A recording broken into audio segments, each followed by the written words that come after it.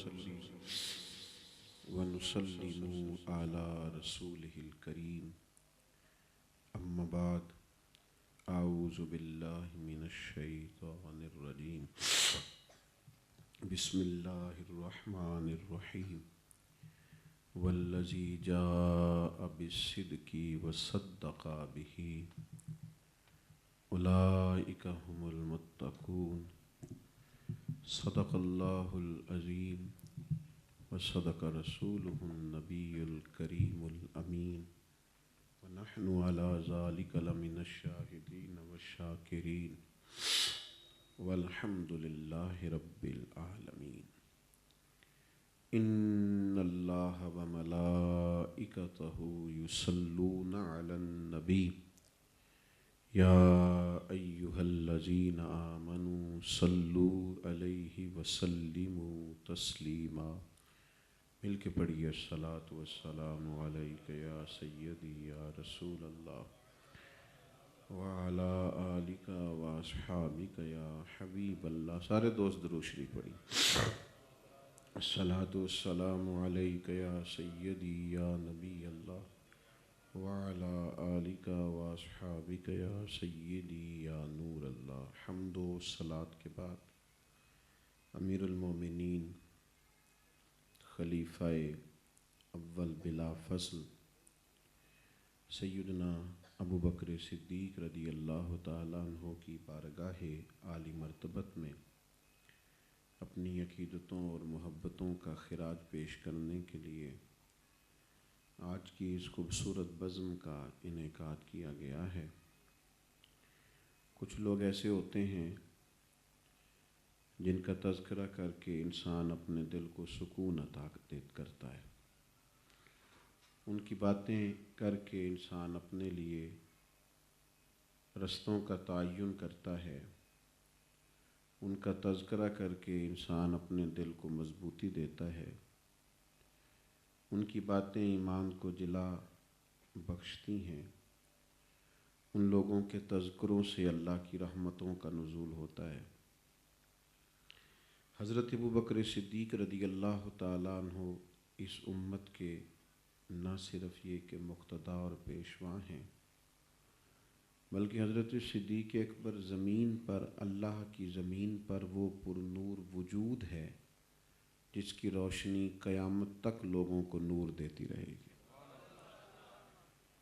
افضل البشر بعد الانبیاء بالتحقیق، یعنی نبیوں کے بعد اس کائنات میں جو سب سے شانوں والا وجود ہے وہ جناب صدیق اکبر کا. ایک وقت ایسا آیا اسلام پر کہ جب اللہ فرماتے ہیں وَرَأَيْتَ النَّاسَ يَدْخُلُونَ فِي دِينِ اللَّهِ أَفْوَاجًا، اے محبوب علیہ السلام آپ دیکھیں گے کہ لوگ فوجوں کی فوجیں دین میں داخل ہو رہے ہیں. اس وقت کی شان و شوکت، اس وقت کا مرتبہ، اس وقت کی بلندیاں، وہ بھی اللہ کا بہت بڑا انعام.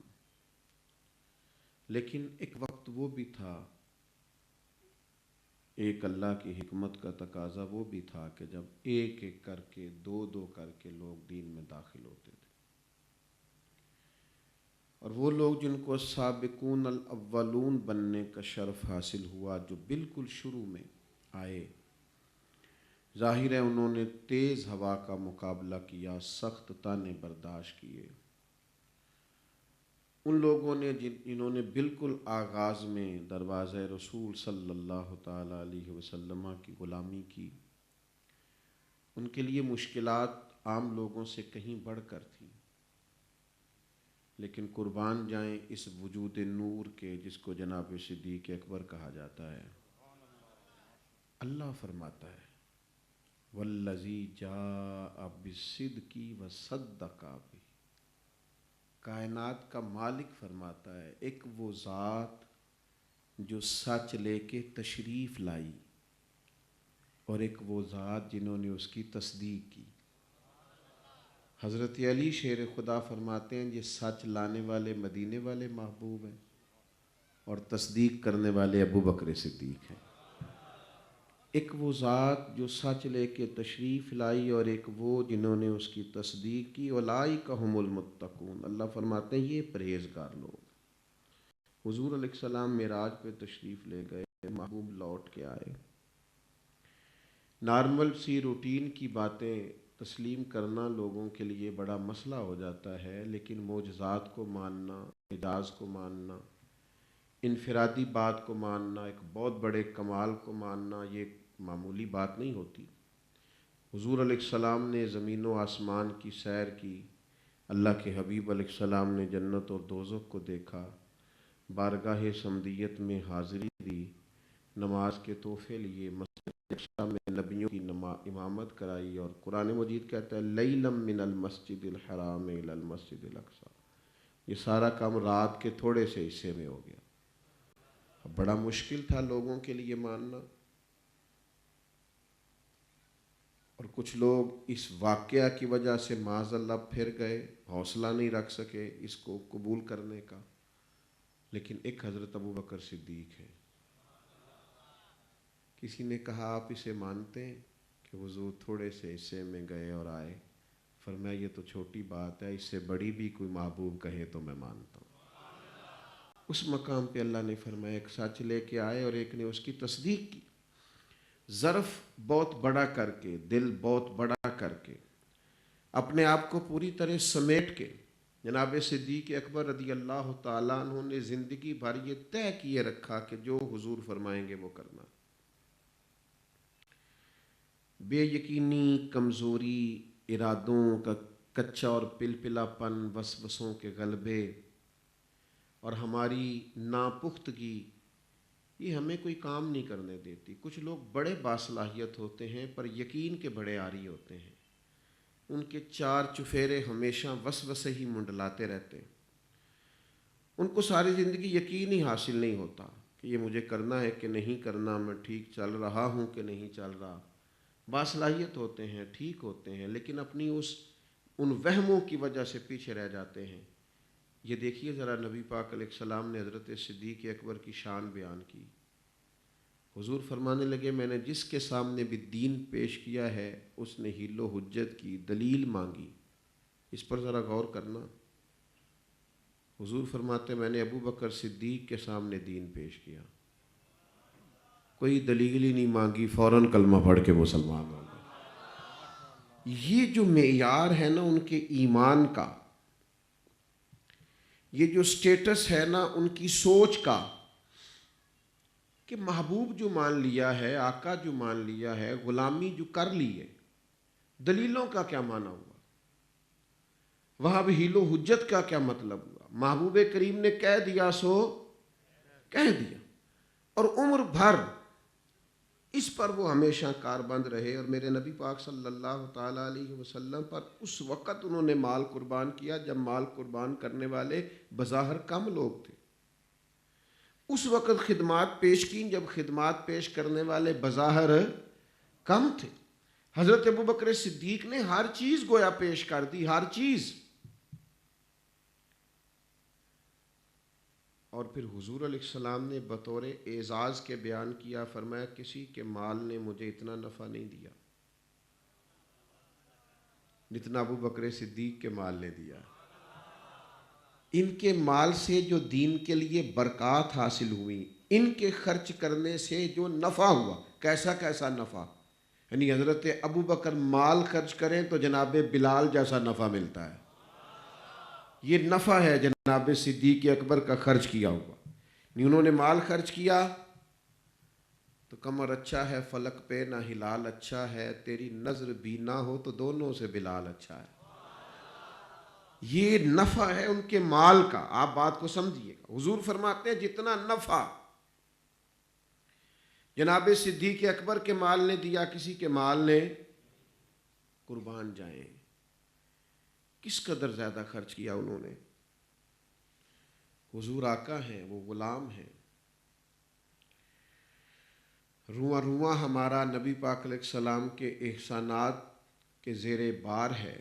ہم پوری دنیا کے غلام بھی جمع ہو جائیں تو محبوب کی ایک مسکراہٹ کا بدلہ نہیں دے سکتے، امت کے حق میں مانگی ہوئی ایک دعا کا بدلہ نہیں دے سکتے، ساری کائنات بھی درود و سلام بھیجے تو محبوب کے ایک احسان کا بدلہ نہیں. لیکن یہ اعزاز ہی تو ہے، یہ شرف ہی تو ہے، یہ نبی پاک علیہ السلام کیا دیا ہوا ان کو شرف ہی تو ہے کہ حضور فرماتے ہیں جس نے مجھ پر احسان کیا میں نے بدلہ دے دیا ہے. پر جو ابو بکر کے احسانات ہیں نا، میں بازو پکڑ کے اللہ کے حضور لے جاؤں گا اور عرض کروں گا مالک تو ہی اسے بدلہ عطا فرما. یہ شرف، یہ کمال، یہ ان کے عہدے کی بلندی اور ان کے رتبے کی معراج کہ حضور فرماتے ہیں انہوں نے جو اسلام پر احسانات کیے، ان کی جو نیکیاں، ان کی جو دین کے لیے خدمات ہیں، اللہ کے حضور پیش کروں گا اور مالک سے عرض کروں گا مالک تو ہی اسے بدلہ عطا فرما. میرے بھائیوں سیکھو ذرا،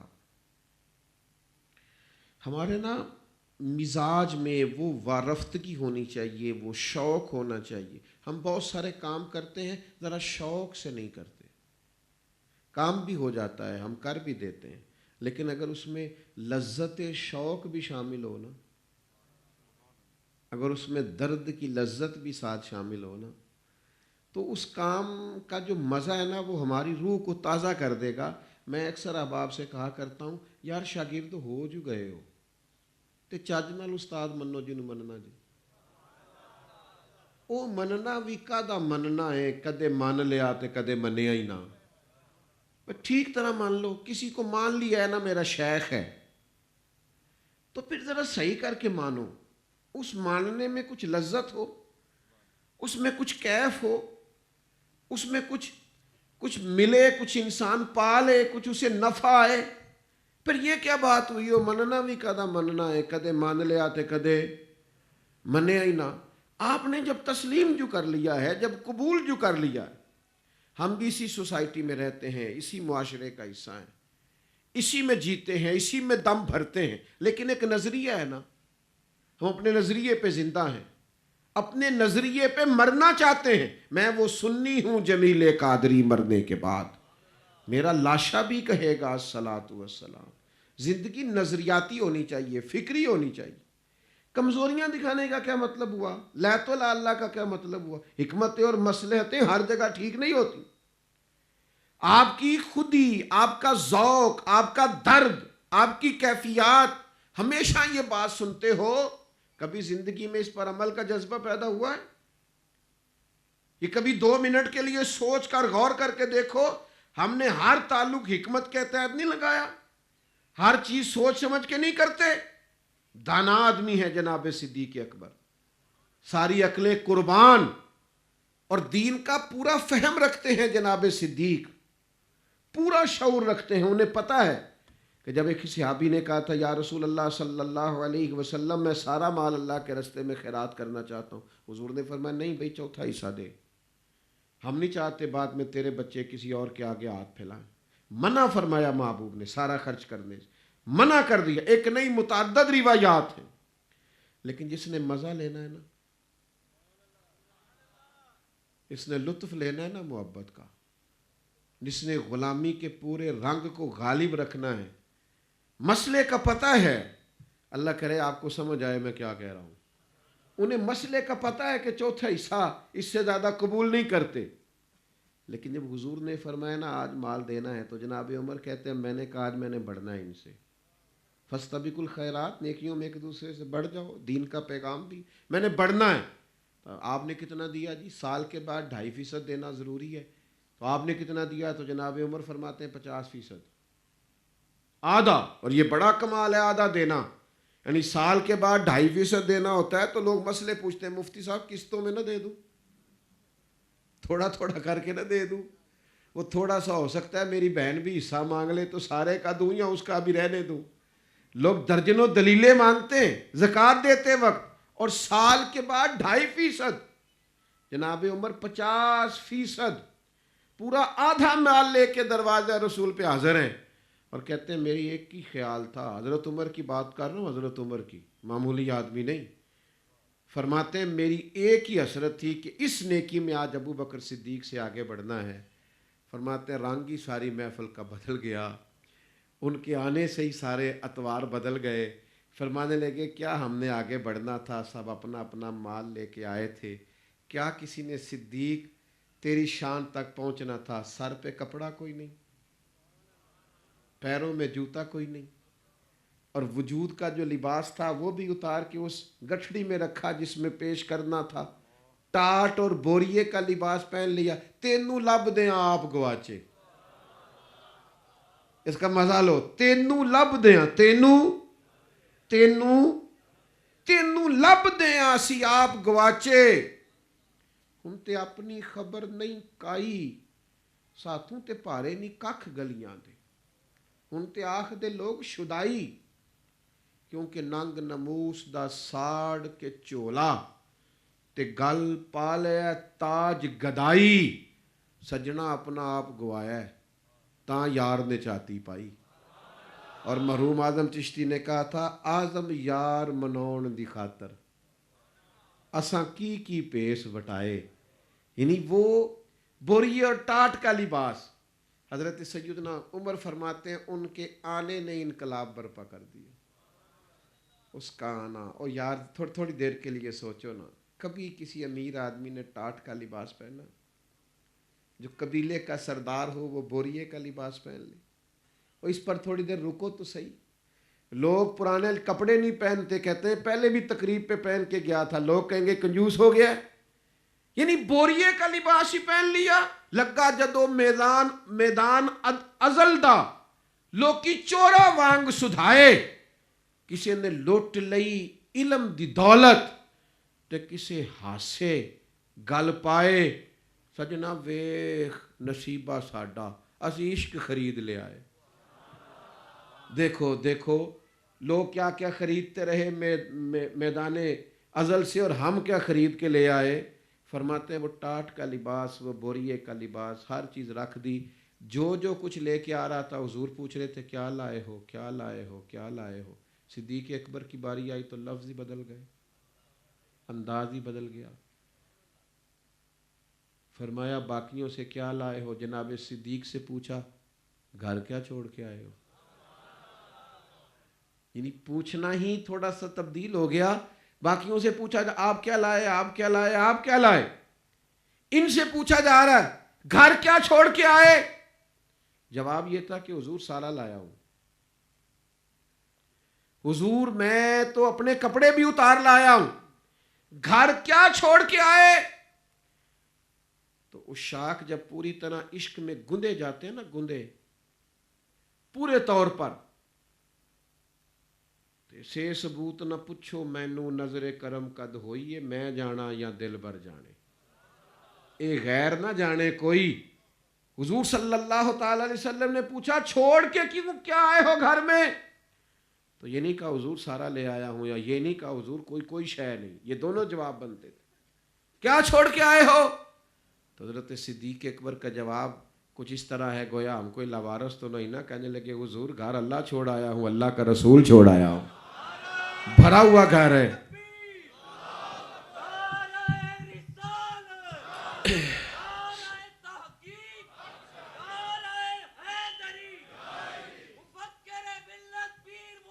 اللہ کو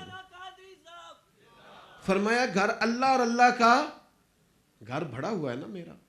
ہجرت کی رات جب گئے تو کئی ہزار دینار تھے. تو گھر میں نا ایک چھوٹا سا گڑھا کھود کے ٹویا, اس میں وہ پیسے رکھے ہوئے تھے, اوپر کپڑا ڈالا ہوا تھا. جس دن حضور کو لے کے گئے نا جناب صدیق اکبر غار ثور میں, تو سارے پیسے نکال کے, سارے 2.5% نہیں, سارے وہ سارے نکال کے لے گئے. تو وہاں تھوڑے روڑے رکھ کے نا اوپر کپڑا ڈال دیا. تو حضرت اسماء سے کہنے لگے دادا پوچھے نا کہ ابو بکر سارے پیسے تو نہیں لے گئے. تو چونکہ وہ نابینا تھے آپ کے والد, تو فرمایا ان کا ہاتھ لگوا دینا اوپر, ان کو پتہ چلے نیچے روڑے ہیں. او سجنا یار منون دی خاطر آ ویخ اساں کی پیس بٹائے. جناب صدیق اکبر سارا ہی.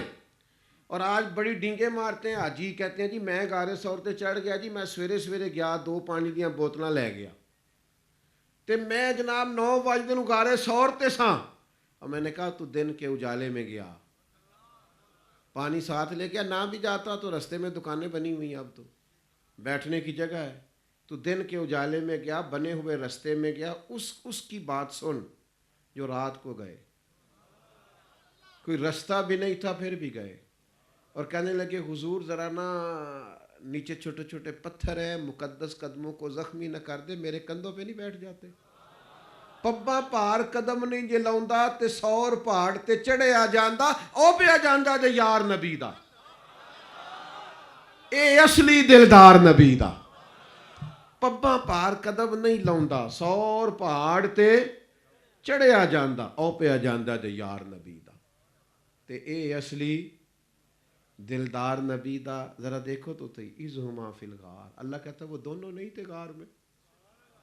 کیا غار میں رہنا پسند آیا، اور کیا وہ جلوے تھے، اور کیا وہ نکھار تھا؟ یعنی یار غار ایسے یار غار بنے، ایسے یار غار بنے کہ یار مزار بھی بن گئے، ایسے یار غار، وہ جو دونوں غار میں کٹھے تھے ایسے یار غار بنے۔ اذ یقول لصاحبہ، جب محبوب نے اپنے صحابی سے کہا، ان کی صحابیت نص قرآن سے ثابت، جب اپنے صحابی سے کہا لا تحزن، غم نہ کر، ان اللہ معنا، اللہ ہمارے ساتھ۔ حضرت صدیق اکبر، آپ کو پتہ ہے صوفیاء نے کیا لکھا ہے؟ صوفیاء کہتے ہیں کہ 3 دن نا ہمارے تصوف میں ایک تصور شیخ ہوتا ہے، اپنے شیخ کی تعلیمات کو پکانا، ان کے ملفوظات کو پکانا، ان کی شخصیت میں جو شریعت کا غلبہ ہے اس کا تصور رکھنا، ان کی شخصیت کے مطابق، تعلیمات کے مطابق اپنے آپ کو ڈھالنا، تصور شیخ۔ تو یہ بالکل اکیلا شیخ کسی کو کم ملتا ہے۔ ظاہر نبی پاک صلی اللہ علیہ وسلم کی امت اتنی ہے، حضور فرماتے ہیں 120 جنتیوں کی صف ہے اور 80 میری امت کی، تو اتنی بڑی تعداد ہے۔ اب بالکل کوئی بندہ کہے کہ تنہا ہو کے میں گنبد خضرا میں حضور کے سامنے جاؤں، تو بھائی حضور پسند کرتے ہیں کثرت امت، تو یہ تنہائی، یعنی حضور فرماتے ہیں کہ کثرت امت پر میں فخر کروں گا۔ تو اب کوئی کہے کہ مواجہ شریف میں تنے تنہا کھڑا ہوں تو یہ ممکن نہیں، روزے دے دوالے نے غلامہ دیاں ٹولیاں، ایک پیا سن دے کروڑاں دیاں بولیاں، وہاں تو مطلب رونق رہے تو مزہ ہے، لیکن یہ صرف حضرت صدیق اکبر کی شان ہے کہ غار ثور میں دوسرا اور کوئی نہیں تھا، صرف حضرت صدیق ہیں اور جناب رسالت مآب ہے، نبی کریم کی بارگاہ اکیلے۔ یہ شرف ان کو ملا ہے بٹھا کے اپنے محبوب کو اپنے پہلو میں۔ جو لوگ کچھ نہیں کرتے وہ بھی کمال ہی کرتے، یہ خاص ذوق ہے جناب صدیق اکبر کا۔ اور بخاری میں موجود ہے، جب حضرت صدیق اکبر حضور کو لے کے گئے ہیں نا مدینہ طیبہ، تو کچھ لوگوں نے تو حضور کی زیارت کر رکھی تھی، شرف مل چکا تھا، اور کچھ نے زیارت نہیں کی تھی، تو جناب صدیق اکبر بھی حضور کے ساتھ بیٹھے ہوئے تھے، تو کچھ اہلیان مدینہ آ کے جناب نبی کریم علیہ السلام کی دستبوسی کرتے اور بیٹھ جاتے، اور کچھ صرف حضرت صدیق کے ہاتھ چوم کے بیٹھ جاتے، انہیں پتہ نہیں چلتا تھا۔ تو کچھ نے تو یہ وجہ لکھی ہے کہ اصل وجہ یہ تھی کہ دیکھا نہیں تھا پہلے، تو صوفیاء کہتے ہیں نہیں، وجہ اور تھی، اللہ کرے آپ کی زیادہ توجہ ہو۔ صوفیاء کہتے ہیں وجہ کچھ اور کیا تھی، کہتے ہیں وہ 3 دن جو رسالت مآب صلی اللہ تعالیٰ علیہ وسلم کی وہ جو شمع رسالت کی شعائیں پڑتی رہی ہے نا جناب صدیق اکبر پہ، 3 دن اور 3 راتیں، تو اٹھنا بھی گویا حضور کی اتباع والا ہو گیا، بیٹھنا بھی اسی طرح کا ہی ہو گیا، امامے کا رنگ بھی انداز بھی اسی طرح کا ہو گیا، چلنا پھرنا بھی اسی طرح کا ہو گیا۔ تیری تصویر میں وہ رنگ بھرے ہیں میں نے، لوگ دیکھیں گے تجھے پر پہچانیں گے مجھے۔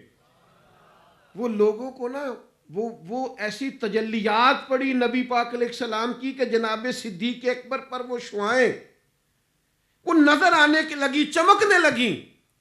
جب حضرت صدیق اکبر کو پتہ چلا نا کہ یہ تو نظارہ عجیب ہو گیا ہے، لوگ مجھے ہی حضور سمجھ رہے ہیں معاذ اللہ، اور میرے ہی ہاتھ چوم کے بیٹھ رہے ہیں، تو انہوں نے کہا کچھ ایسا کرنا چاہیے جو غلام کرتے ہیں، کچھ ایسا کرنا چاہیے جو غلام کرتے ہیں۔ تو جناب صدیق اکبر نے چونکہ موسم گرمی کا تھا تو اپنی چادر کندھوں سے اتاری اور حضور پر سایہ کر دیا، تاکہ پتہ چلے جس نے سایہ کیا ہے وہ کوئی غلام ہے اور جن پر سایہ کیا جا رہا ہے وہ آقا ہے۔ کیا خوبصورت انداز ہے علماء کا کلام کرنے کا۔ ہمارے علماء کہتے ہیں چند گھڑیوں کے لیے جناب صدیق نے حضور پر چادر کا سایہ کیا تھا، محبوب نے قیامت تک کے لیے ان کی قبر پر اپنے گنبد کا سایہ کر دیا۔ کیا مقدر ہے صدیق و فاروق کے، جن کے گھر رحمتوں کے خزینے میں۔ حضرت صدیق اکبر پورے طور پر نبی پاک کی غلامی کے لیے اپنے آپ کو تیار کیا اور ساری زندگی محو رہے۔ میں آپ کی خدمت میں عرض کروں، ہم لوگ نا کام بھی کر رہے ہیں، نماز بھی پڑھنی تو چاس لے کے نہیں پڑھ دے، سونا وضو ہونا چاہیے، ذرا تھوڑا پوری توجہ ہو نماز میں، بندہ پورا مطلب تھوڑی دیر کے لیے وہ کچھ لوگ کام کرتے ہیں ادھورا کام۔ ہمارے استاد کہا کرتے تھے لولے لنگڑے کام، ادھا کر لے آتے ادھا کام، مطلب بندہ کرے تو پھر ذرا تھوڑا محب ہو کے کرے۔ بات کو سمجھ رہے ہیں؟ حضرت صدیق اکبر نے حضور کی غلامی کی تو پوری کی، اس میں لیت و لالا نہیں، کوئی کسی قسم کا تبصرہ نہیں، اور جو حضور کہہ دیں، بعض باتیں ایسی ہوتی ہیں جو وقتی طور پر سمجھ میں نہیں آتی، باتیں درست ہوتی ہیں لیکن وہ بندے کہتے نا تسی ٹھیک آندے سو، تو بھائی اس وقت مانتے نا آپ، کچھ وقتی طور پر باتیں درست ہوتی ہیں لیکن فوری طور پر بعض لوگوں کی سمجھ میں۔ جب حضور نے صلح حدیبیہ کی ہے نا، اس میں شرطیں ذرا سخت تھیں، 1400 صحابہ احرام باندھ کے گئے ہیں، واپس جاؤ جی۔ کبھی کبھی حکمت کا تقاضا ہوتا ہے، مان لینی چاہیے بات۔ تو نبی پاک علیہ السلام کے صحابہ تو جذبات تھے، جہاد تھا، 313 تھے، ہم نے ان کو پوچھ لیا تھا اب تو 1400-1500 ہیں، لیکن نبی پاک نے فرمایا کوئی نہیں، ہم صلح کرتے ہیں، اگلے سال آ جائیں گے۔ پھر ان کی شرط تھی کہ مکے سے کوئی جائے گا تو مدینے والے رکھیں گے نہیں، اور مدینے سے کوئی آئے گا تو ہم واپس نہیں کریں گے، یہ بھی شرط برابر کی نہیں، بڑی شدت تھی، صحابہ پریشان تھے، یوں لگ رہا تھا جیسے دب کے صلح ہو رہی۔ لیکن جو ہستی پوری مطمئن تھی نا وہ حضرت صدیق اکبر، وہ کہتے تھے جو حضور کہتے ہیں ٹھیک ہے، جو فرماتے ہیں بس ٹھیک ہے، جو سرکار کہہ دیں وہ ہے ہی ٹھیک یار، وہ ہے ہی ٹھیک۔ حضرت عمر کہتے ہیں میں جذبہ جہاد سے سرشار، جذبات میں آ کے کہا یا رسول اللہ آپ بھی سچے، قرآن بھی سچا، اسلام بھی سچا۔ حضور فرمانے لگے سچا تو پھر ہم دب کے صلح کیوں کر رہے ہیں؟ حضور فرمانے لگے عمر میں اللہ کا رسول ہوں، میں مرضی سے بات نہیں کرتا، وہی کہتا ہوں جو رب حکم ارشاد فرماتا ہے۔ تو کہتے ہیں میں نے عرض کی حضور آپ نے فرمایا نہیں تھا احرام باندھو عمرہ کریں گے؟ تو سرکار فرمانے لگے کہا تھا، یہ تو نہیں کہا تھا اسی سال ہی کریں گے، اگلے سال کر لیں گے۔ فرماتے میں وہاں سے واپس آیا، تھوڑے قدموں پر جناب صدیق اکبر موجود تھے، میں نے وہی باتیں حضرت صدیق اکبر سے کی، لیکن ایسے شناسہ حضور کے مزاج کے، ایسا غلامی کا مزاج کہ جو حضور کی منشا ہے وہ ایسے اس کے شناسہ ہیں، انہیں پتہ ہے۔ میں نے کہا ابو بکر حضور بھی سچے، قرآن بھی سچا، اسلام بھی سچا، ہم دب کے صلح کیوں کریں؟ تو کہنے لگے عمر تجھے تیری ماں روئے، وہ اللہ کے رسول ہیں، وہ وہی فرماتے ہیں جو رب حکم ارشاد فرماتا ہے۔ فرماتے ہیں میں نے کہا کہ حضور نے فرمایا نہیں تھا احرام باندھو عمرہ کریں گے؟ تو کہتے ہیں قربان جائے وہی جواب جو حضور نے دیا۔ جناب صدیق فرمانے لگے حضور نے فرمایا تھا، چلو یہ تو نہیں فرمایا تھا اسی سال ہی عمرہ کریں گے، تو اگلے سال کر لیں گے۔ تو عزیز وہ خاص غلامی کا رنگ جو حضرت صدیق اکبر کو میسر آیا۔ میرے دوستو میری پوری گفتگو کا خلاصہ یہ ہے، تھکے تھکے کام کرنے چھوڑ دو، یہ کچے پکے ارادے کر دیں چھوڑ دو، یقین کامل، ایمان کی پختگی، اتباع کا جذبہ، غلامی کا نور اور پورا محو ہو جانا رسول پاک علیہ السلام کے عشق میں، یہ جذبہ صادقہ ملے گا تو جناب صدیق اکبر سے ملے گا۔ یہ اللہ نے ان کو کمال دیا ہے، یہ اعزاز دیا ہے، ان کی زندگی کا یہ سبق ضرور اپنائیں۔ یہ جو ہمارے آج کل مطلب ساری زندگی طے کرنے میں گزر جاتی ہے نا، میں نے کیا کرنا ہے، یہ تو بھیا ٹھیک نہیں، جو کرنا ہے تو بہرحال کرنا ہے، ارادہ جو کر لیا ہے تو بہرحال کرنا ہے۔ ہمارے استاد صاحب، ہمارے ایک بزرگ تھے، وہ کہا کرتے تھے تو انہوں کو بندہ کہنا اور مولوی صاحب تھے، گسے والی کیڑی گل ہے، اسی ہاں مولوی، ٹینشن لینے دی گل ہی کوئی نہیں، یہ کوئی گل ہی ہے معاذ اللہ۔ لیکن کچھ بندے کرتے بھی ہیں اور ماننے کو تیار بھی. بات کی سمجھ آ رہی ہے؟ بھئی آپ تسلیم بھی کرتے ہیں. دیکھیں نا، ہم اعلانیہ کہتے ہیں غوث پاک کے غلام ہیں. جھجکنے والی کوئی بات ہے؟ فاضل بریلوی کے غلام ہیں، کوئی جھجکنے والی بات ہے؟ داتا علی اجمیری جاتے ہیں بھائی، جم کے نہیں جاتے، ڈٹ کے جاتے ہیں. پریشانی والی کیا بات؟ آپ نے جو کرنا ہے وہ جم کے، ڈٹ کے، کھل کے اعلانیہ کرنا ہے.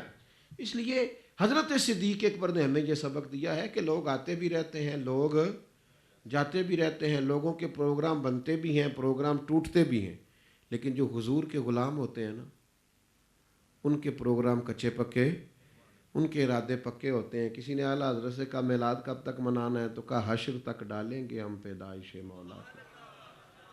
کمزور نہیں، خوب نماز پڑھیں. مزہ یہ کیا بات ہوئی، میں کدی پڑھ لینا، کدی آنکھ نہیں کھول دی، سنت پہ عمل کرنا، بعد دعا کریں انشاءاللہ شروع کر دوں گا. یہ کہ کچی پکی باتیں، ساری زندگی اسی پہ گزار دی آپ نے. ذوق کو توانا رکھیں، شان والا رکھیں.